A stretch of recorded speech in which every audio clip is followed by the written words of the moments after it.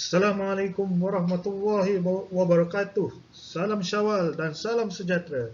Selamat kembali kepada Easy Safety. InsyaAllah video kali ini saya tujukan khas untuk golongan yang ingin mencuburi di dalam bidang keselamatan dan kesihatan pekerjaan, terutamanya golongan-golongan muda yang baru sahaja tamat pengajian. Tidak kira sama ada di peringkat sekolah menengah maupun di peringkat institusi pengajian tinggi. Tajuk untuk video kali ini adalah nak jadi orang safety bahagian 1. Oleh kerana topik yang ingin diketengahkan pada kali ini agak besar, saya mengambil keputusan untuk membahagikan ia kepada 2 video yang berasingan. Sebelum saya pergi dengan lebih lanjut, saya ingin menjelaskan kenapa saya memilih tajuk ini untuk video kali ini. Saya mendapat idea untuk membuat video ni apabila isu susah untuk mendapatkan kerja dalam bidang OSH ini kembali menjadi hangat beberapa minggu yang lepas. Jadi ini adalah komen-komen yang ataupun status di Facebook di dalam salah satu page Facebook berkaitan dengan OSH yang telah menghangatkan kembali isu ini. Jadi dalam video ni, adakah saya ingin memberikan komen sokongan atau komen menibai berkenaan isu ni? Jawapan dia adalah tak. Bagi saya dah cukup ramai orang memberikan komen yang menyokong dan juga menibai isu ini. Namun saya perasan tiada siapa yang cuba memberi penerangan, terutamanya kepada generasi muda berkenaan industri OSH dan realiti sebenar industri ini. Oleh itu, saya merasakan ia adalah tanggungjawab saya sebagai seorang pengamal OSH untuk memberikan penerangan ini dengan sebaik mungkin, insya-Allah. Oleh itu, tanpa melengahkan masa, jom kita mulakan. Jika anda perasan, semenjak permulaan video ini, sudah beberapa kali saya menggunakan istilah pengamal OSH. Jadi, apa maksud pengamal OSH? OSH bermaksud Occupational Safety and Health. Manakala, jika kita tambahkan A, ia menjadi OSHA. OSHA ini pula bermaksud Occupational Safety and Health Act, atau di dalam bahasa Melayunya, Akta Keselamatan dan Kesihatan Pekerjaan. Act atau akta ini merujuk kepada undang-undang di Malaysia yang berkaitan dengan Occupational Safety and Health. Pengamal OSH pula, ataupun dalam bahasa Inggerisnya, OSH Practitioner, adalah orang yang berkerjaya di dalam bidang ini seperti Safety and Health Officer dan Safety Site Supervisor. Sekarang anda sudah memahami apa itu OSH, apa itu OSHA dan pengamal OSH. Soalan seterusnya adalah, sebagai seorang pengamal OSH, apakah peluang pekerjaan yang ada untuk anda? Di antara peluang pekerjaan yang ada untuk anda adalah Safety and Health Officer, Site Safety Supervisor, OSH Coordinator, Authorized Entrant and Standby Person, Authorized Gas Tester, Hygiene Technician, Lift Competent Person, Major Hazard Competent Person, Noise Risk Assessor, Occupational Health Doctor, Occupational Health Nurse, CHRA Assessor, Indoor Air Quality Assessor, Ergonomic Assessor, Confined Space Trainer, Working and Height Trainer, Steam or Internal Combustion Engine Engineer, dan banyak lagi. Okey. Apa yang saya senaraikan ini hanya sedikit sahaja daripada apa yang bidang OSH ni boleh tawarkan kepada anda di dalam skop kerjaya. Oleh kerana terlampau banyak sangat peluang pekerjaan dalam bidang ini, adalah satu perkara yang mustahil untuk saya bincangkan kesemuanya dalam video ini. Oleh itu, saya akan membincangkan 2 kerjaya yang paling terkenal di dalam bidang OSH ini, iaitu yang pertama adalah Safety and Health Officer ataupun SHO, dan Site Safety Supervisor ataupun Triple S, ya. Dia 3 kali S, sebab tu nama Triple S, ya, tapi bukan Triple H. Okey, bukan Triple S. Jadi apa itu HSO, dan apa itu Triple S? HSO ni adalah macam saya tuliskan ni lah di slide ni, adalah akronim kepada Safety and Health Officer, manakala Triple S akronim Site Safety Supervisor. Jadi apa perbezaan antara HSO dan Triple S? Perbezaannya adalah pada skop tanggungjawab, skop industri, dan di dalam hierarki organisasi, HSO berada di atas Triple S. Ya, jadi bermaksudnya selalunya Triple S ni akan melaporkan diri kepada HSO. Okay. HSO adalah orang yang kompeten ataupun terlatih dan berkelayakan yang boleh bertugas di apa-apa industri. Manakala Triple S pula orang yang kompeten ataupun terlatih yang bertugas hanya di dalam industri pembinaan sahaja. Jadi saya rasa sudah faham kan perbezaan HSO dan Triple S. Okey, kalau sudah faham, jom kita teruskan. Selama ni pasti anda pernah dengar perkataan Green Book dan Yellow Book. So, menatang apa sebenarnya benda ni ya? Okey, Green Book atau lebih dikenali sebagai GB adalah lesen dari kerajaan yang membuktikan bahawa pemegang adalah seorang HSO yang kompeten dan berdaftar dengan kerajaan. Manakala Yellow Book pula atau lebih dikenali sebagai YB pun sama saja, ya, tetapi ia adalah untuk Triple S. Namun sekarang ni dah tak ada dah buku. Sekarang dulu ada buku macam gambar ni. Okay, buku warna hijau dan kuning. Sebab tu nama Green Book dan Yellow Book. Namun sekarang dah tak ada. Sekarang ni dia hanya bagi slip yang boleh download daripada MyKKP. Dan MyKKP ni adalah satu website yang dimiliki oleh DOSH lah. Jadi bagaimana nak jadi seorang HSO atau Triple S? Ada beberapa cara yang boleh dipilih sebenarnya. Namun saya akan membincangkan dua cara yang paling senang dan paling banyak orang gunakan. Cara pertama adalah dengan melanjutkan pengajian anda dengan mengambil diploma ataupun ijazah keselamatan dan kesihatan pekerjaan di RPTA atau RPTS.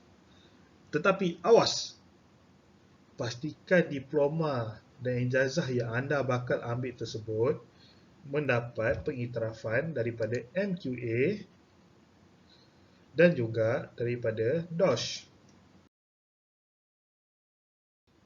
Apa tu DOSH? DOSH ni adalah Department of Occupational Safety and Health, atau dalam bahasa Melayunya Jabatan Keselamatan dan Kesihatan Pekerjaan, ya, JKKP. Jadi Jabatan Keselamatan dan Kesihatan Pekerjaan ni, JKKP atau DOSH, mereka lah yang bertanggungjawab di dalam memastikan semua undang-undang, akta-akta berkaitan dengan keselamatan dan kesihatan pekerjaan dijalankan oleh majikan-majikan di Malaysia ni. Jadi mereka lah tugasan lah. Kirakan macam diorang ni adalah enforcer, penguat kuasa pada akta dan undang-undang ini ya. Jadi kenapa saya bagi peringatan kepada anda yang nak ambil ijazah atau diploma OSH ni, supaya mendapat memastikan ijazah dan diploma tersebut mendapat MQA dan DOSH punya pengiktirafan. Sebab dah terlampau banyak saya jumpa pelajar-pelajar yang terutamanya yang melakukan internship dengan saya, ya, yang sebenarnya boleh saya kata ditipu oleh IPT, terutamanya kolej-kolej swasta yang entah mana tiba-tiba muncul menawarkan kursus OSH tapi tiada pengiktirafan dari MQA dan DOSH. Cara untuk anda periksa sama ada universiti ini menawarkan jurusan OSH yang telah diiktiraf adalah untuk pergi ke website MQA dan DOSH, dan kedua-dua agensi ini dekat website mereka ada senarai. Anda just kena ni lah, play around, search dekat mana dia punya bahagian tu. Dia akan ada senarai. So pastikan kalau anda dapat tawaran, cek dahulu, ya, periksa dahulu. Okey. Jadi kenapa nak kena pastikan diploma dan ijazah tersebut diiktiraf oleh DOSH dengan MQA? dan apa komplikasinya kalau anda mempunyai diploma dan ijazah OSH yang tidak diiktiraf oleh dua agensi ini. Pada pendapat peribadi saya, ia tidak memberi kesan in term untuk mendapatkan kerja bila anda dah graduate jika anda memiliki ijazah atau diploma yang tidak diiktiraf oleh DOSH dengan MKA. Tetapi dengan memiliki ijazah dan diploma yang tidak diiktiraf oleh DOSH dan MKA, terutamanya DOSH lah ya, anda tidak boleh mendaftarkan diri anda sebagai orang yang kompeten. Bermaksud anda tidak boleh menjadi seorang HSO atau Triple S. Dan ini sekaligus bermaksud kerjaya anda di dalam bidang ini tak akan berkembang. Selama-lamanya anda akan duduk kat situ. So persoalannya, sampai bila anda nak berada di kedudukan tersebut? Ya, mesti anda nak berkembang dalam kerjaya anda, betul tak? Jadi, tepuk dada, tanyalah cita-cita dan impian anda. So, sekarang dah grad dengan diploma atau ijazah yang diiktiraf oleh DOSH. Terus boleh daftar sebagai HSO dan Triple S ke? Jawapannya, tidaklah semudah itu. Ada lagi beberapa syarat tambahan yang perlu anda penuhi. Okey, sekarang kita bincangkan sekejap lagi ya, macam mana nak daftar HSO dan Triple S, apa-apa syarat dia menggunakan diploma dan ijazah. Okey, tadi kita dah lihat ya, cara pertama macam mana kita nak memulakan langkah menjadi seorang HSO atau Triple S. So sekarang ni adalah cara yang kedua, dan cara ni adalah cara yang lebih banyak orang gunakan. Okey. Cara kedua ni adalah dengan mengambil kursus HSO atau Triple S di syarikat-syarikat yang menyediakan latihan yang diiktiraf. Dan sekali lagi, yang pastikan syarikat yang anda pergi ni yang diiktiraf oleh DOSH. Syarikat untuk latihan ni tidak memerlukan pengiktirafan daripada MQA, tetapi ia perlu didapat pengiktirafan oleh DOSH. Dan cara nak cek je sama juga seperti tadi, iaitu dengan pergi ke laman website DOSH. Okey, kursus HSO, yuran kursus dia adalah RM3,180. Ini saya ambil daripada yuran yang dikenakan oleh NIOSH. Jika awak cari syarikat-syarikat yang lain, ada yang lagi murah, ya, ada yang tak sampai RM3,000. Ya, kalau anda bernasib baik, mungkin mereka tengah buat diskaun ke apa, dapat sangat murah. Macam saya dahulu, saya buat secara percuma. Seingat saya, kos saya tu sepatutnya hampir RM5,000 masa tu. Itu tahun 2016 tak silap saya, atau 2017. Dan saya dapat buat secara percuma. Macam mana saya dapat buat secara percuma? Saya telah memohon satu program ni.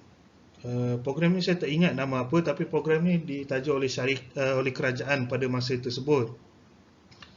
Pada masa tersebut, kerajaan memang menawarkan banyak skill-skill development ni, program yang percuma. Kalau anda nak buat sendiri memang beribu, tapi Alhamdulillah saya dapat rezeki tersebut, dipilih dan saya dapat join secara percuma.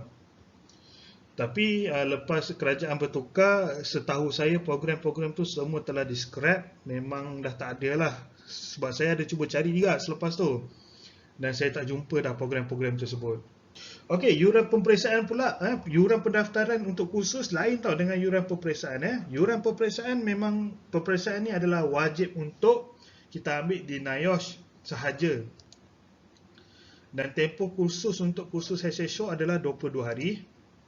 Dan bilangan kertas peperiksaan 4. Jadi RM950 itu bukan satu paper RM950, tak, dia RM950 dibagi 4. Dia adalah kiraan-kiraan dia, ya. Jadi syarat layak menyertai kursus untuk HSO, anda perlulah pertama SPM sebelum tahun 2000, kepujian dalam bahasa Malaysia, bahasa Inggeris dan matematik. SPM selepas tahun 2000, minimum C bagi bahasa Malaysia, bahasa Inggeris dan matematik, dan minimum E untuk sains, fizik atau kimia atau biologi, dan lulus untuk 2 mata pelajaran lain dalam sekali sijil, dan peperiksaan atau gabungan atau Sijil Tinggi Pelajaran Malaysia, STPM, minta maaf ya, SPM tu STPM. Diploma atau ijazah dalam mana-mana disiplin, ya. Dan kursus Triple S pula, iuran kursus adalah RM1,431. Ini juga iuran yang saya ambil daripada NIOSH. Iuran pemeriksaan dia murah saja, RM350. Tempoh kursus 10 hari sahaja. Bilangan kertas peperiksaan hanyalah 2 sahaja. Syarat layak menyertai kursus ini, pertama rakyat Malaysia dan boleh menulis dan membaca di dalam bahasa Melayu atau bahasa Inggeris dan mempunyai pengalaman sebagai penyela tapak atau foreman di industri pembinaan atau mempunyai sekurang-kurangnya diploma di dalam kejuruteraan arkitek atau yang berkaitan dengan pembinaan. Ya. Jadi macam mana nak daftar sebagai seorang SSO? Untuk mendaftar sebagai seorang SSO ada 3 cara dia. Yang pertama, kelayakan 1 anda boleh bacalah terlampau panjang, ya. Kelayakan 2 dan kelayakan 3. Di sini apa yang saya nak summary-kan adalah yang penting pertama sekali, anda perlulah mempunyai pengalaman bekerja di mana-mana industri sebagai seorang OSH practitioner. Tak kira lah apa jawatan anda, as long anda bekerja sebagai seorang pengamal OSH, anda mempunyai pengalaman 3 tahun dan juga anda mempunyai bukti-bukti tugasan anda. Jadi sebenarnya borang-borang yang dokumen-dokumen yang perlu anda miliki untuk menunjukkan bukti yang anda bekerja sebagai seorang pengamal OSH selama 3 tahun. Mungkin itu nanti tajuk lain lah saya akan buat di video lain. Dan anda kena lulus exam. Ini yang selalu orang buat lah. Lulus exam, 4 exam. Yang 4 paper tu, dah lulus 4 paper tu, dah ada pengalaman 3 tahun, baru anda boleh apply sebagai Safety and Health Officer. Tapi kalau anda mempunyai ijazah atau diploma dalam bidang OSH, anda tak perlu ambil exam 4 tu, dan anda tak perlu pergi kursus. Kalau anda punya sijil itu, ijazah atau diploma itu telah diiktiraf oleh DOSH, anda perlu bekerja hanya 3 tahun, berpengalaman 3 tahun dalam bidang OSH sebagai OSH practitioner, dan anda boleh apply. Setahu saya, selalunya yang diploma dengan ijazah ini selalunya dipanggil untuk interview terlebih dahulu sebelum dibenarkan untuk register. Maksudnya anda dah submit dokumen semua, anda selalunya dipanggil interview. Tetapi ini bukanlah satu masa kalau orang ambil 4 kursus 22 hari, ambil paper 4 paper tersebut, tak ada interview. Tak. Ada juga kes di mana orang yang mengambil 4 paper tersebut dipanggil interview, ya. Sebab dia ada berbagai-bagai sebab lah yang saya rasa itu tajuk yang lain untuk kita bincangkan pada hari yang lain dan video yang lain, ya. Jadi anda baca dan fahamilah kelayakan-kelayakan ini. Bagi proses pendaftaran Triple S pula, ya, ada 5 kelayakan, ya, 5 cara lah untuk awak mendaftar sebagai Triple S. Tapi dia punya requirement banyak, ya, compare dengan SSO dia lagi banyak. Jadi macam tadi saya nasihatkan anda just pause dan anda baca. Kalau anda tak faham, nanti anda boleh komen di ruang komen lah, bertanyakan soalan atau direct saja email ataupun direct message saja ke dalam page Easy Safety. Ini adalah 3 kelayakan yang 3 pertama.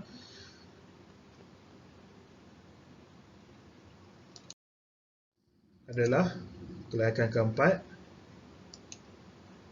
dan kelayakan kelima. Alhamdulillah, tamat sudah bahagian 1, ya. Kita sudah mencapai ke penghujungnya. Jadi apa seterusnya? Untuk bahagian 2, inilah tajuk-tajuk yang akan dibincangkan. Yang pertama adalah kenapa anda nak jadi pengamal OSH? Kedua, senang nak dapat kerja OSH untuk entry level? Ketiga, berapa gaji pengamal OSH ni? Dan keempat, mentor OSH yang wajib diikuti. saya akan senaraikan beberapa orang mentor OS yang otai-otai, yang saya banyak belajar daripada diorang. Ada yang saya belajar pergi berguru direct dengan diorang, pergi ke rumah diorang, ke kelas diorang belajar direct, dan ada juga yang saya berkenalan melalui Facebook, Instagram dan sebagainya. Okay. Jadi itu saja daripada saya, daripada Easy Safety pada kali ini. Jadi itu saja daripada saya, ya.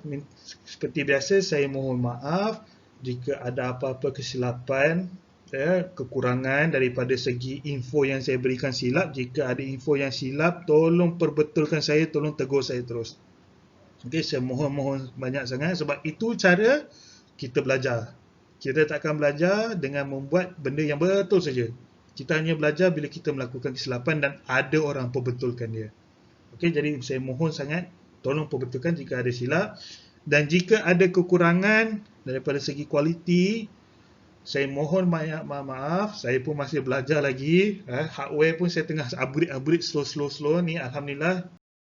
Jika anda tidak mahu melepas video-video seterusnya daripada saya, tolong tekan butang subscribe dan tolong tekan butang notification, butang loceng tersebut. Dan tolong juga like Facebook saya. Sebab dekat Facebook Easy Safety ni, My Easy Safety ni, banyak saya kongsikan maklumat-maklumat terbaru dalam bidang OS ini, dan juga banyak saya kongsikan juga ilmu-ilmu daripada otai-otai, dan mana ilmu-ilmu yang saya ada juga yang tak seberapa. Okey, itu sahaja daripada saya. Sekian, terima kasih. Assalamualaikum warahmatullahi wabarakatuh. Jumpa lagi.